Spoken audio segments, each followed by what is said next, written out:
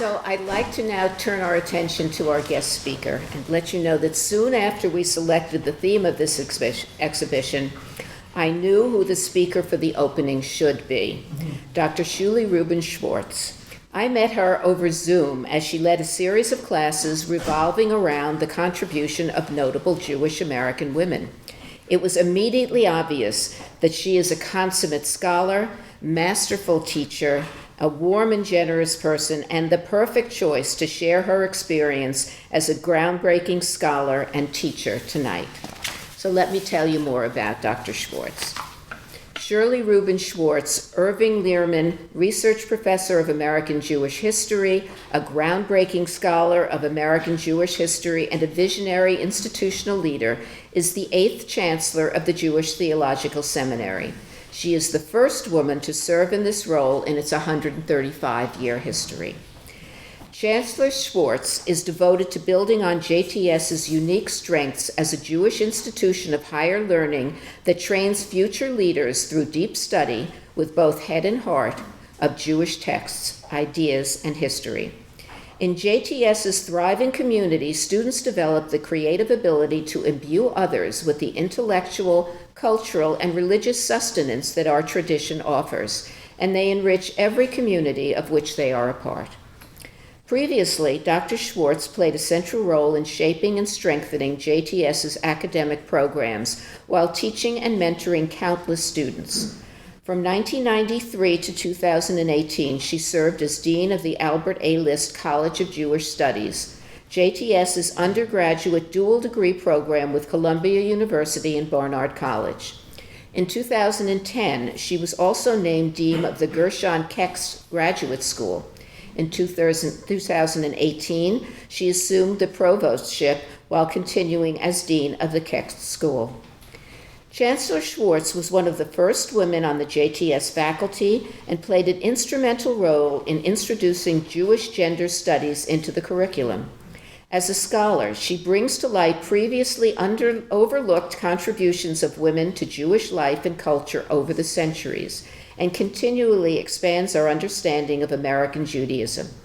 Among her publications is the award-winning book, The Rabbi's Wife, and I have a copy on the front table, a penetrating examination of the role of rabbis' wives in the development of American Jewish life.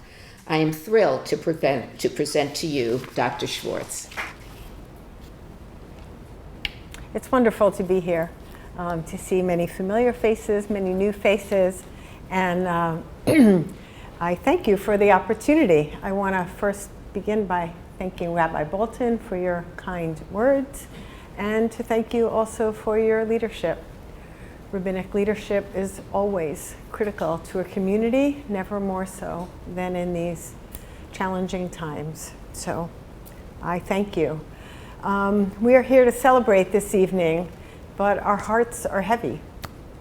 We are all thinking of loved ones, friends, relatives in Israel, and the horrible loss, the massacre of Jews just 3 weeks ago, yesterday, the death of innocent Palestinian lives,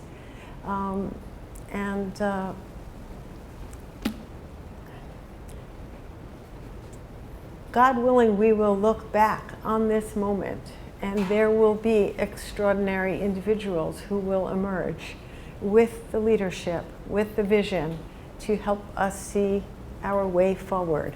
What we see in this room is that sometimes those leaders are the obvious people, elected officials, military leaders, and sometimes they're not. We don't even know who they are yet. And I'm sure you join me in praying that the leaders that need to emerge in this time will do so and help us find our way forward. So the women in this exhibit are extraordinary in so many different ways: science, entertainment, the arts, community building, community organizing, institution building, the rabbinate. These women are amazing, not only in their own right, but also because they represent so many other outstanding women that could have been on these walls, and space permitting, and that's what curation is all about. So I want to first thank Bobby Kohler for this amazing, amazing exhibit, and that I'm excited to speak to you about kind of the underpinnings of what could have led to this exhibit. And it's just been a pleasure to learn with you. Thank you for your kind words, but you have taught me as well. That's one of the great things about being a teacher, is that you learn from all your students.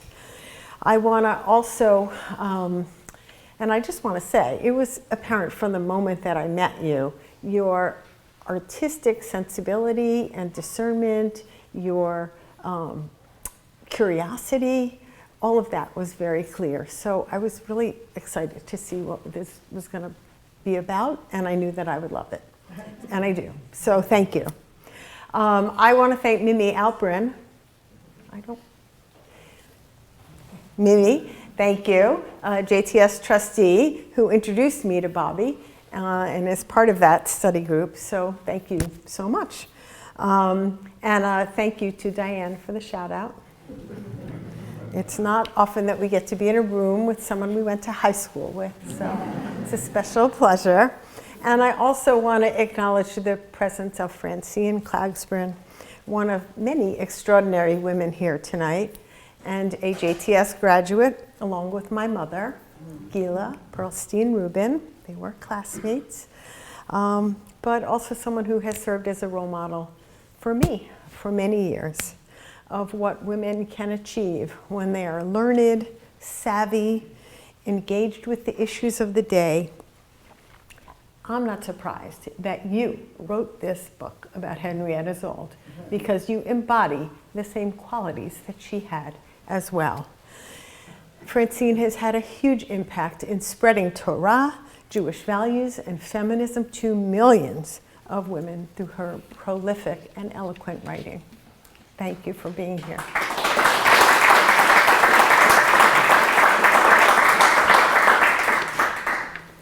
To me, this exhibit is an example of the power of individuals to transform the impossible into the possible, a crazy idea into reality. And underlying the achievements of these women is the achievement of the field of the study of women, of Jewish women's studies. And I'd like to actually focus on that this evening. With your indulgence, I will speak both personally and professionally, for I am not only a historian who studies women and gender and writes about it, but I also played a role in the development of the field, and in many ways had a front row seat to the obstacles faced and the challenges overcome.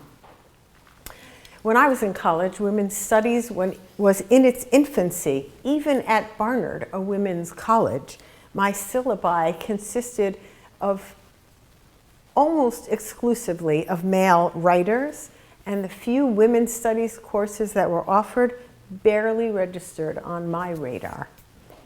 As a graduate student at the Jewish Theological Seminary, I became a bit more attuned. A few women's voices found their way into the curriculum.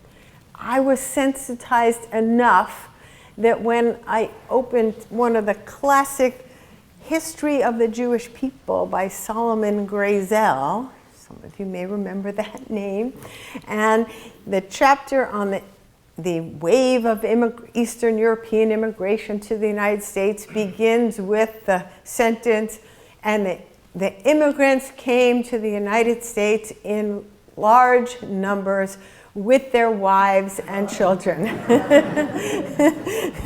And so I knew already I had some work to do. When I wrote my master's thesis, I wrote about the founding of Camp Ramah. And I learned about many men who were involved in the founding of Ramah. But it was obvious to me that the key linchpin in the founding of Ramah was Sylvia Ettenberg, who was then the associate dean, I believe, of the Teachers Institute, the precursor to the List College, of which I was privileged to be the dean. And she could never hold that title, dean, because she did not have an earned doctorate. But change was slow. And when I continued on with my doctoral studies, there were a few women, let's say 5 or so years ahead of me. And the one and only refrain I heard over and over again was, get tenure with a conventional topic, then you can write about women. Thankfully, by the time I came up for tenure, a decade later, after I had had 4 children, that advice turned out not to be true, because I actually earned tenure at the Jewish Theological Seminary for that book, The Rabbi's Wife, which was true. It was my second book, but it worked. There are touch points along the way that paved the path for tonight's exhibit, and I'm just going to mention a few of them so we can see where are the footprints that lead us to today. I'm going to start in 1976. Paula Hyman, of blessed memory, a preeminent historian, and I would say the pioneer of the entire field of Jewish women's studies, joined with 2 colleagues, Charlotte Baum and Sonia Michel, to publish a pioneering work called The Jewish Woman in America. Straightforward title, radical book, because no such book had ever been published. And it highlighted the role that diverse women played in American Jewish life, naming individuals most of us had never heard of. In 1980, Paula Hyman published a groundbreaking article on a small topic, the 1902 kosher boycott of kosher meat in New York City. Prices had gotten too high. Nobody knew what to do about it. Housewives knew what to do about it. They just went door to door to each other when they had coffee in the morning, and they decided, we're boycotting. We're not buying this anymore. And all the men who were trying to figure out what to do, no one was looking, because they weren't in a union. They weren't even workers. And no one thought to imagine that they had power. And by banding together and exercising that power, they took the most effective path to reducing the price of kosher meat in New York City. Okay, that was 1980. Now, 1995 was the founding of the Jewish Women's Archive. This is one of the first archives that was founded exclusively as an online archive resource, founded by Gail Reamer on the premise that the history of women, celebrated and unknown, must be considered systematically and creatively in order to produce a more meaningful historical record. Its founding mission, I'm going to read to you, to uncover, chronicle, and transmit the rich legacy of Jewish women and their contributions to our families and communities, to our people and our world. And then an updated mission in 2013 added, the Jewish Women's Archive documents Jewish women's stories, elevates their voices, and inspires them to be agents of change. So it kind of points the direction in which it hopes Jewish women will go. It makes explicit that hope. And in many ways, it sounds like the goal of this exhibit. 2 years later saw the publication, also Paula Hyman, this time partnering with her close friend, Deborah Dash Moore, published a 2-volume encyclopedia entitled Jewish Women in America. Now, I know a thing or two about encyclopedias because my first book, my dissertation, was on the Jewish Encyclopedia, which was published in 1901 in New York City, When do encyclopedias get published?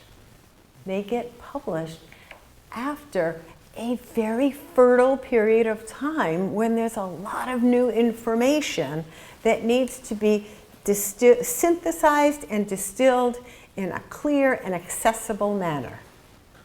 Now we all are online, but you have to imagine even in 1997, a book encyclopedia was invaluable, right? And they marketed it as every bat mitzvah girl should have this book.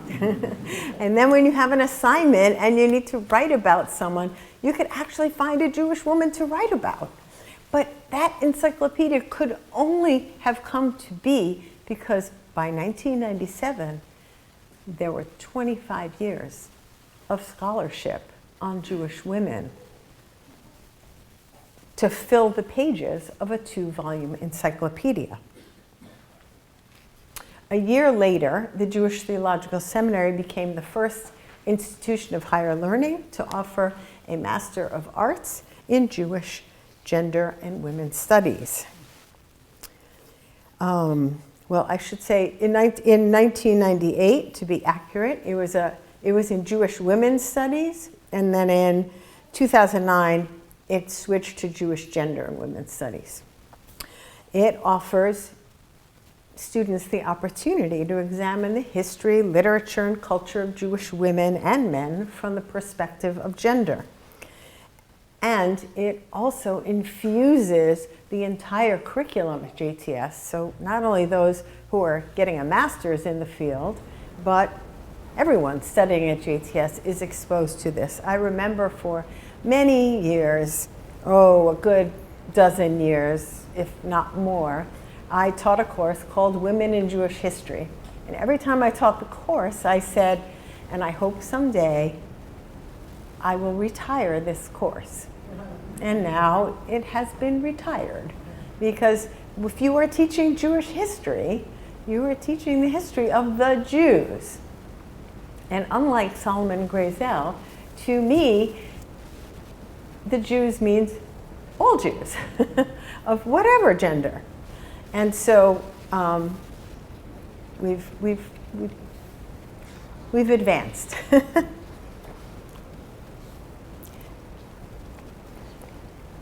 Efforts to expand the canon of Jewish scholarship tracks these pioneering efforts.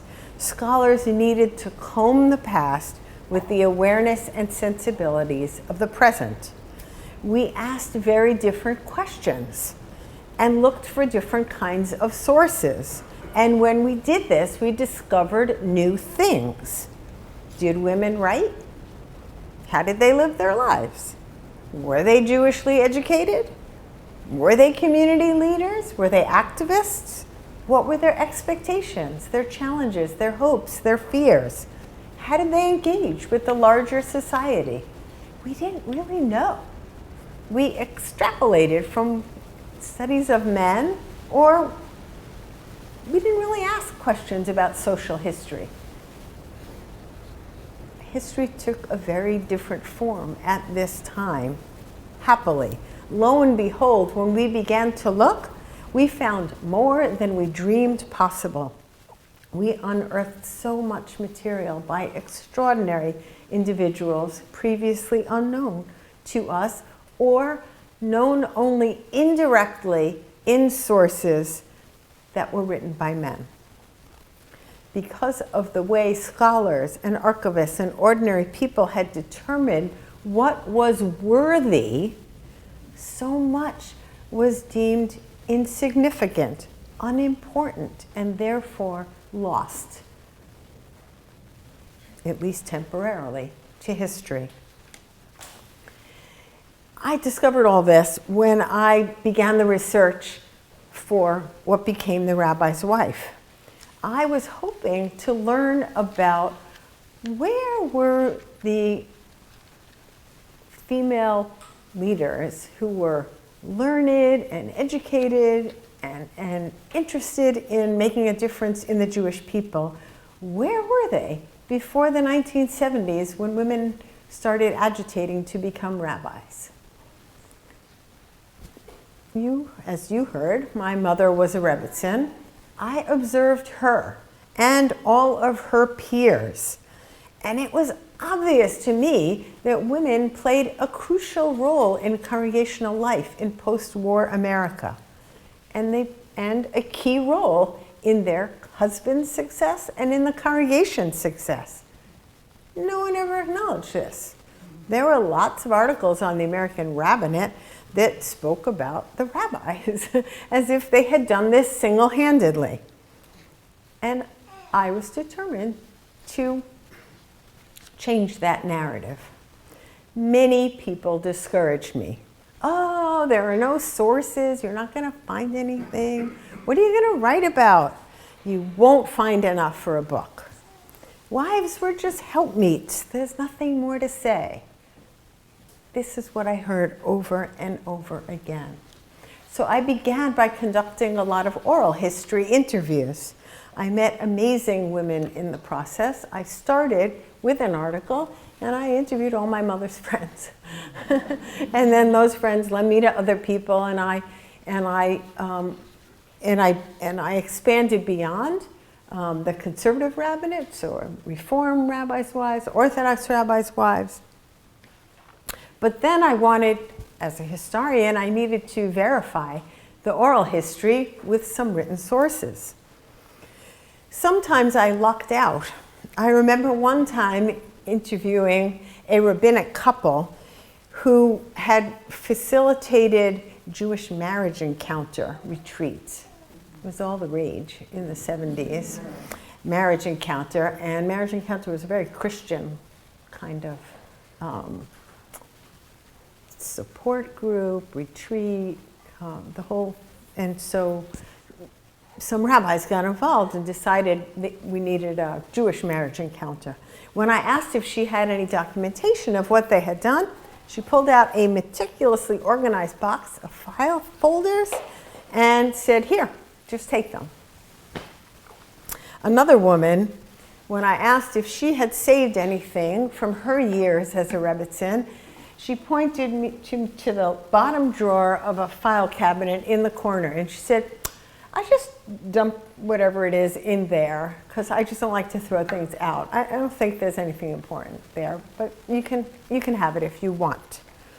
So she gave me great material, but it was so sad to me that she didn't even think it was valuable. And I was just lucky that she didn't throw things out. I'll also never forget the day when I found box 14. A 1978 archival holdings listed a 13-box collection of the papers of Herman Rabinowitz. He was the rabbi of Temple Mishkan Tefillah in Boston. He was one of Solomon Schechter's proteges, and Solomon Schechter told Herman and his wife Minion, "I want you to go to Boston and you're going to bring conservative Judaism to New England." And he was rabbi there from 1910 to 1947.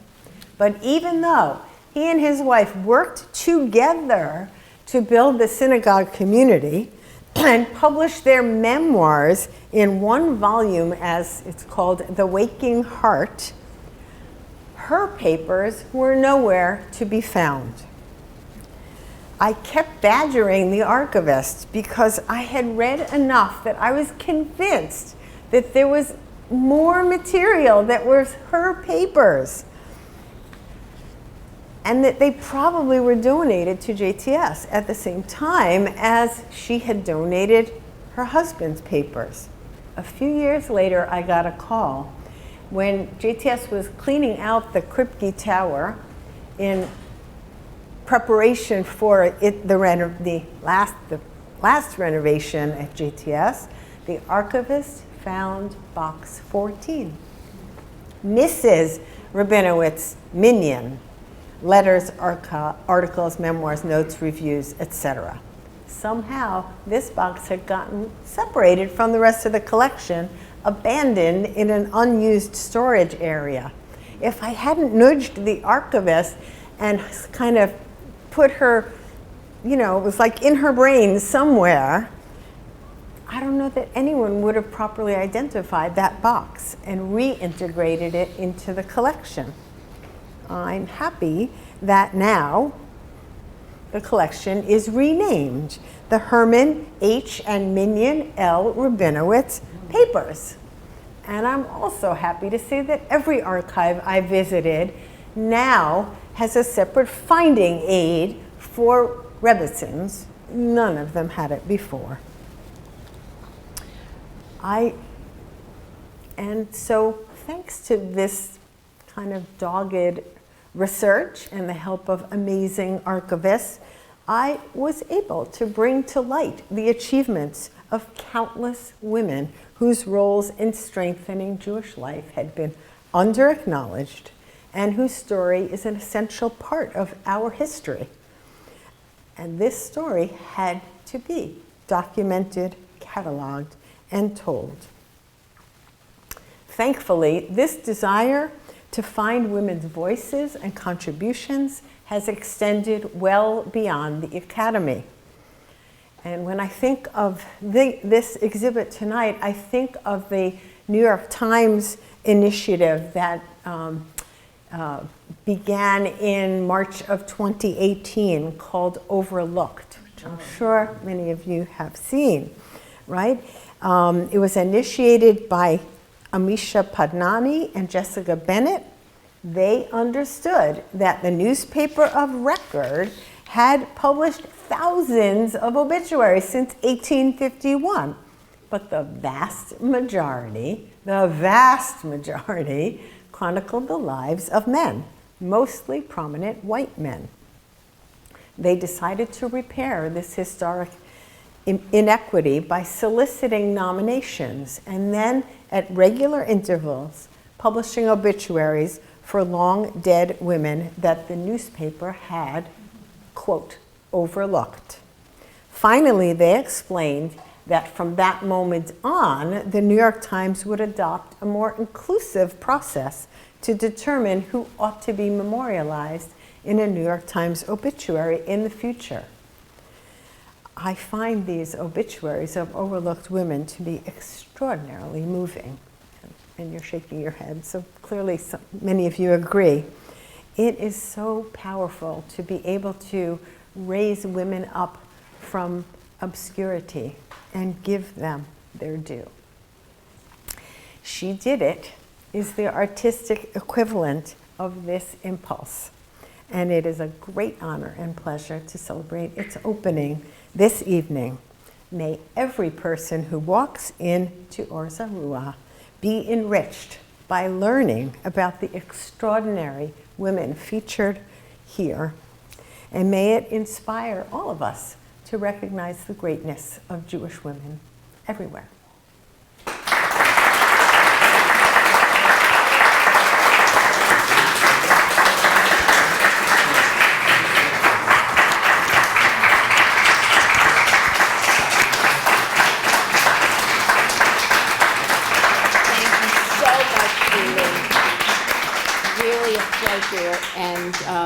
And an education, because we are living in the time. I mean, fortunately, during our lives, we have witnessed this shift, but it's because of scholars like you that are willing to do the work and also publish it so the rest of us can learn about it, that shift was able to come to fruition. This is one little drop in it, but I hope that we have a friend that was here today who runs a school in New York, and she said, I want to bring my 5th grade students there. So if we can do that and pass that on, I'm really thrilled. Thank you so much. Thanks for coming, everybody.